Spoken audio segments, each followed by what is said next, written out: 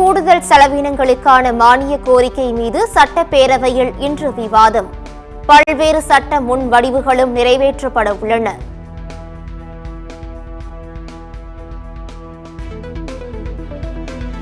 Group 1 main தேர்வு இன்று தொடக்கம். 90 பணியிடங்களுக்கு 1888 பேர் தேர்வு எழுத உள்ளனர்.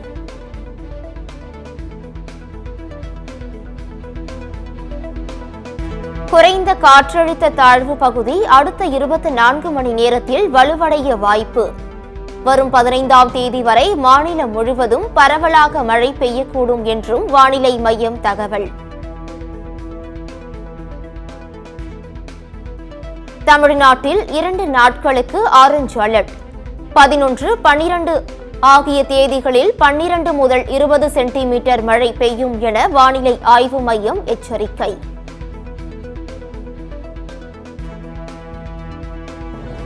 டங்ஸ்டன் சுரங்க உரிமத்தை ரத்து செய்ய நாடாளுமன்றத்தில் விவாதிக்க கோரி திமுக காங்கிரஸ் நோட்டீஸ். இன்றைய நாடாளுமன்ற நடவடிக்கைகளை ஒத்திவைத்து விவாதிக்க திமுக தரப்பிலும் காங்கிரஸ் தரப்பிலும் வலியுறுத்தல்.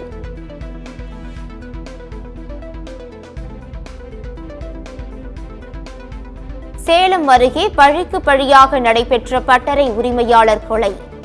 4 பேர் மீது குண்டர் சட்டம். சேலம் மாநகர போலீஸ் கமிஷனர் நடவடிக்கை.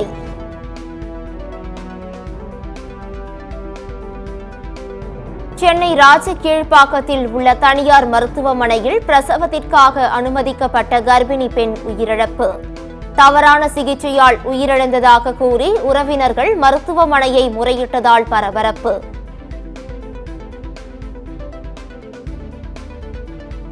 புயலால் பாதிக்கப்பட்டதால் மாற்றிடம் வேண்டும் என கூறி ஊத்தங்கரை மக்கள் சாலை மறியலில் ஈடுபட்ட சம்பவம். 10 ஆண்கள் 20 பெண்கள் மீது ஊத்தங்கரை போலீசார் வழக்கு பதிவு.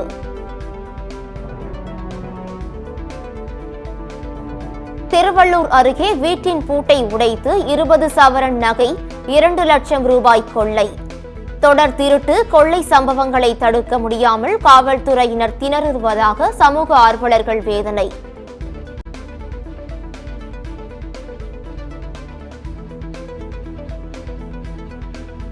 சாம்பல்பூர் ஈரோடு இடையே வாராந்திர சிறப்பு ரயில்கள் இயக்கப்படும். சேலம் ரயில்வே கோட்டம் அறிவிப்பு.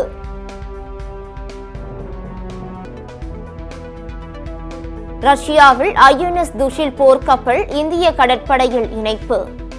ரஷ்யா சென்றுள்ள பாதுகாப்பு அமைச்சர் ராஜ்நாத் சிங் முன்னிலையில் இணைக்கப்பட்டது.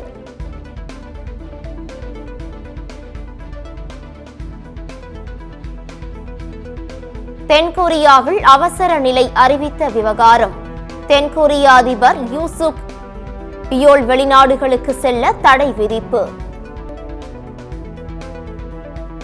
இந்திய கிரிக்கெட் அணியின் முன்னாள் வீரர் வினோத் காம்ப்ளி மீண்டும் வருவதற்கு உதவ வேண்டும். முன்னாள் கேப்டன் கபில் தேவ் வேண்டுகோள்.